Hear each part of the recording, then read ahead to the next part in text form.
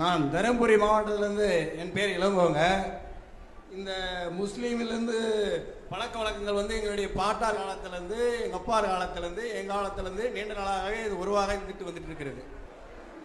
என்னுடைய கேள்வி என்ன என்றால், தாய் வந்து ஒரு தன் மகனை, நீங்கள் சொன்னீர்கள், அதாவது கணவன் மனைவி வந்து சரியான முறையில் உறவுமுறையில் கொண்டாடுகிறான்னு சொல்லி, அதே போல் தாய் வந்து என்ன என்றால் தன் மகனை என்னை திருப்பி கொடுப்பார் என்ற உணர்வோடு எதையும் கொடுக்குவதில்லை.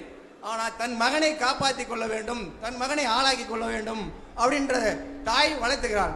ஆனால் மனைவி அப்படி கிடையாது. தன் கணவன் இதனால் கொடுத்தாதான் ஒரு கணவன் என்று ஏற்றுக்கொள்கிறார்கள். ஆனால் தாய் அப்படி கிடையாது. தன் மகனை வளர்த்துவதற்கு மிக முயற்சியாக வளர்த்துகிறார்கள். ஆனால் அந்த மகன் தாயை, தன் தாயை மகன் கண்டிப்பாக விரும்புவதும் இல்லை, அந்த தாயை வளர்த்துவதில்லை, தாய் கொடுத்ததில்லை.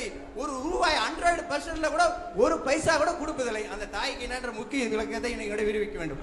இஸ்லாத்தில் வந்து தாயாருக்கு உரிய மதிப்பு என்ன என்று கேட்குறாரு. நபிகள் நாயகம் அவங்கள்ட்ட வந்து ஒருத்தர் கேட்குறாரு, மனிதர்களிலேயே நான் ரொம்ப உதவ வேண்டிய கடமைப்பட்ட ஆள் யாரு, நான் யாருக்கு ரொம்ப உதவணும், நான் ரொம்ப யாரு கவனிக்கணும் என்று கேட்கிறார். அப்ப நபிகள் நாயகம் சொல்றார்கள், உன்னுடைய தாய். அப்ப அவர் கேட்கிறாரு, அடுத்து யாரு? தாய் கவனிச்சுக்கிறேன், அடுத்து நான் யாரை கவனிக்கணும்? அப்ப நபிகள் நாயகம் சொல்றாங்க, உன்னுடைய தாய்ங்கிறாங்க. மூணாவது கேட்கிறாரு, நான் அடுத்து யாரு? தாய் தான் சரிதான், அடுத்து யாரு? அது தாய்ங்கிறாங்க. 3 தடவை கேட்கிறார், யாரை நான் கவனிக்க வேண்டும் என்று. தாய் தாய் என்று 3 தடவையும் சொல்றார்கள். 4வது தடவை கேட்கும் போது இவன் தகப்பன், அடுத்து நீ கவனிக்க வேண்டியாலும் தகப்பங்கிறாங்க.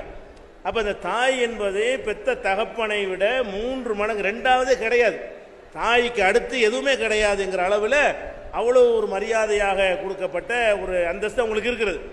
திருக்குறானில் கூட என்ன இருக்குன்னு கேட்டால், வலா தகுல்லஹுமா உஃபின், உன்னுடைய பெற்றோர்களை சி என்று கூட நீ சொல்லக்கூடாது. வலா தன்ஹர்ஹுமா, அவங்கள விரட்டக்கூடாது. வகுல்லஹுமா கவுலம் ஆரூஃபா, கண்ணியமான முறையில் தான் தாய் இருந்துட்டு பேச வேண்டும் என்றெல்லாம் எங்கள் மார்க்கத்தில் சொல்லப்பட்டிருக்கிறது.